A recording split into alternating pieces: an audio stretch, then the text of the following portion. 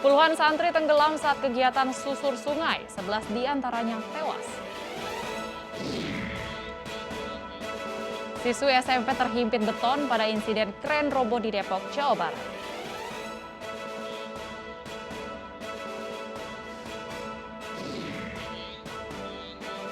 Pemberantasan pinjaman online ilegal terus berlanjut. Puluhan pelaku ditangkap dan diproses.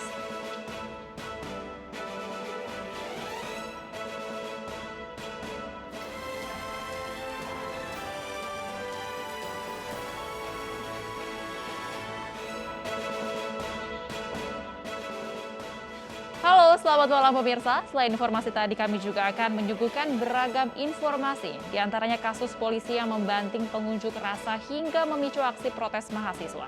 Bersama saya, Bibi Kristami, inilah News Malam selengkapnya.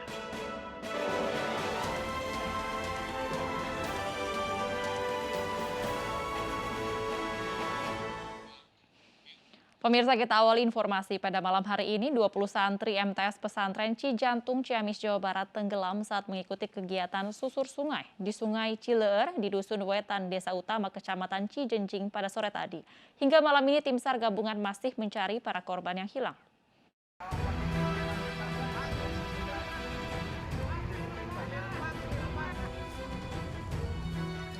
Tim SAR gabungan BPBD, Basarnas, TNI Polri dibantu warga setempat masih mencari santri Madrasah Sanawiyah Pesantren Cijantung Ciamis yang tenggelam di Sungai Cileur, tepatnya di Dusun Wetan, Desa Utama, Kecamatan Cijenjing pada Jumat malam. Sebelumnya, tim SAR dan warga telah menemukan 7 santri dalam kondisi meninggal dunia dan langsung dibawa ke RSUD Ciamis. Sementara 10 santri lainnya ditemukan dalam kondisi selamat. Musibah ini terjadi saat 150 santri Madrasah Sanawiyah Pesantren Cijantung Ciamis melakukan kegiatan pramuka menyusuri Sungai Cileur untuk membersihkan sampah. Saat menyeberangi sungai, 20 santri diantaranya terjebak cekungan sungai dengan kedalaman sekitar 2 hingga 3 meter. Dari Ciamis, Jawa Barat, Acep Muslim, iNews melaporkan. Bupati Ciamis Herdiat Sunaria menyampaikan duka mendalam atas musibah tenggelamnya puluhan santri saat kegiatan susur Sungai Cileur. Saat ini tim SAR gabungan masih fokus pada pencarian korban yang hilang. Saya langsung melihat di lokasi di lapangan dan sudah konfirmasi data dengan pihak sekolah, walaupun baru sementara. Jadi data di sekolah dari 150 orang peserta, yang kembali ada 139 dan yang tidak kembali, yang kebetulan kena musibah dan dinyatakan meninggal dunia ada 11 orang. 8 orang berjenis kelamin laki-laki dan 3 orang berjenis kelamin perempuan. Ya, kita sedang menghadapi musibah yang cukup berat dan mudah-mudahan kita mohon doa restu dari semua. Ya, pertama, tidak bertambah lagi korbannya.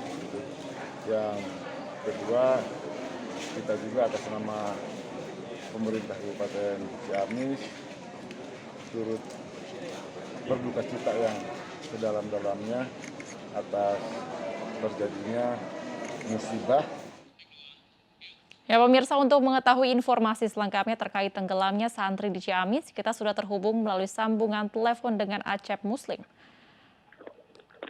Halo, halo Mas Acep. Halo. Ya, bisa dijelaskan bagaimana situasi terkini di sana? Situasi terkini di lokasi sudah terevakuasi semua korban dan saat ini sudah berada di ruang pemulasaran jenazah di RSUD Ciamis. Dan untuk korban sendiri yaitu 11 orang meninggal dan 2 kritis.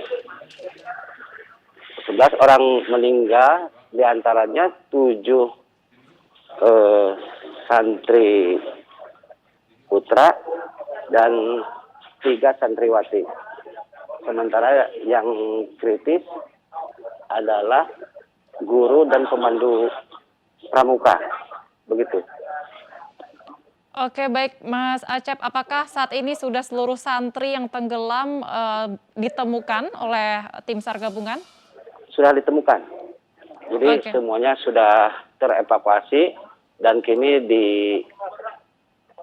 berada di pemusatan jenazah di RSUD Ciamis. Oke, baik. Berarti seluruh korban ini dievakuasi ke RSUD Ciamis, Mas Acep? Iya, semuanya. Baik. Semuanya sudah dievakuasi. Baik, Mas Acep, ini bisa dijelaskan dari informasi awal. Sebenarnya apa penyebab tenggelamnya para santri?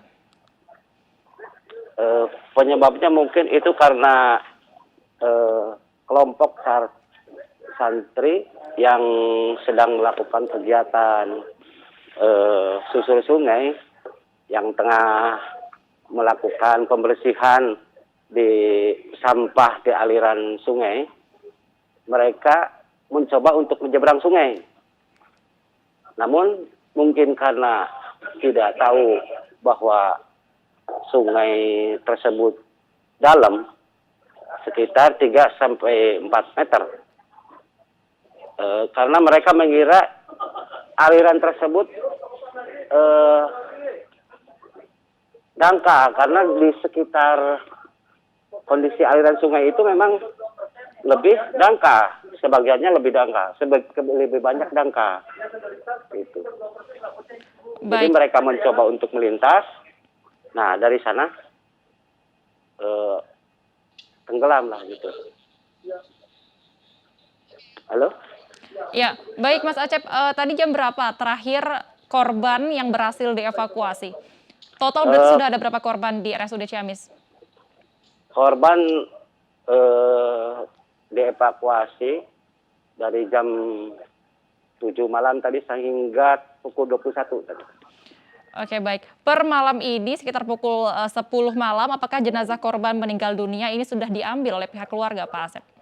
Belum, masih ada di pemeriksaan jenazah. Dan mungkin akan dimandikan dulu di RSUD Ciamis. Oke, baik. Apakah terlihat di sana ada pihak keluarga yang sudah menunggu korban?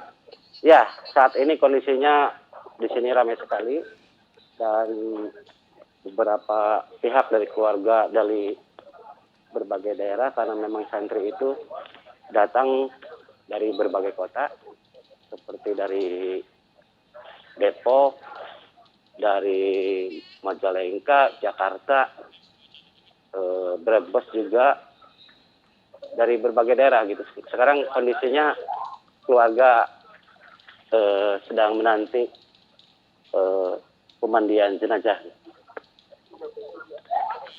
Oke, baik Mas Acep Muslim, terima kasih atas informasinya. Silakan bertugas kembali.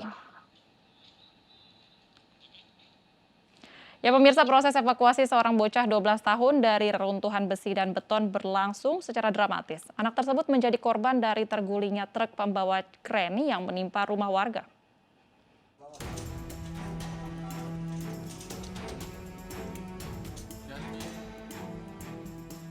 Seorang siswi berusia 12 tahun menjadi salah satu korban dari tergulingnya truk pembawa kren di kawasan proyek PDAM pagi tadi di Depok, Jawa Barat. Saat itu korban sedang belajar daring di dalam kamar. Jatuhnya kren yang menimpa rumah korban membuat korban terimpit beton. Proses evakuasi berjalan dramatis. Petugas pemadam kebakaran harus memotong reruntuhan besi yang berada di beton bangunan proyek yang roboh. Dalam proses evakuasi, petugas terus mengajak bicara korban dan memberikan semangat terhadap korban. Korban akan selamat.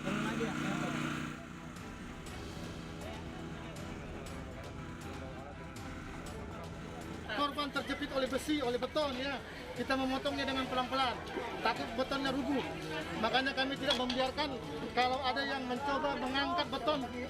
Ya kami menyelamatkan korban dulu, baru angkat beton. Direktur Utama PDAM Kota Depok mendatangi lokasi rumah korban dan melihat langsung proses evakuasi anak berusia 12 tahun ini. Kami akan bertanggung jawab sepenuhnya atas terjadinya korban. dan kita saat ini fokus kepada korban dan kita akan bertanggung jawab sepenuhnya baik terhadap moral maupun materialnya, baik terhadap korban nanti akan dibawa ke rumah sakit.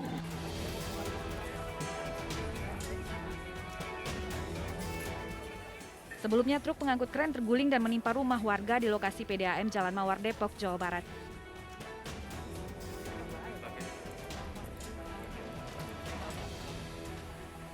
Insiden bermula saat kren dioperasikan untuk membongkar bekas tower air di kawasan Mawar Raya. Namun saat dioperasikan, truk terguling dan menimpa rumah dan sebuah warung yang berada di samping kren tersebut. Menurut keterangan warga, sebelum kren proyek menimpa rumah, sempat terdengar suara yang cukup keras.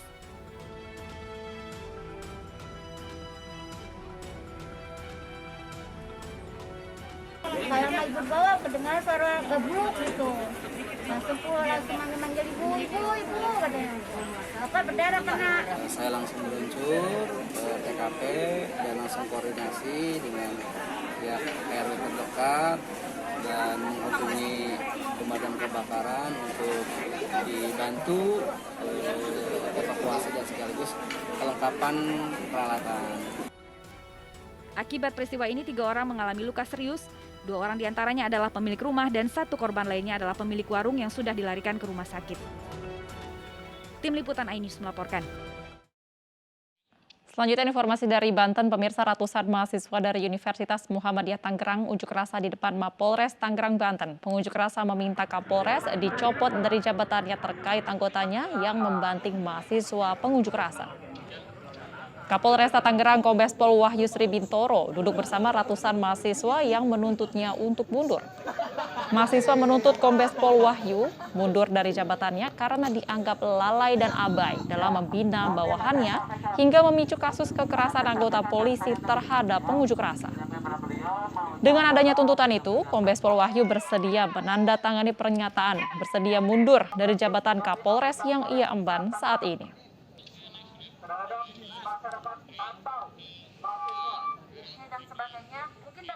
Mahasiswa korban kekerasan oknum polisi di Tangerang kembali menjalani pemeriksaan kesehatan di rumah sakit. Sementara pelaku kekerasan kini ditahan di Polda Banten.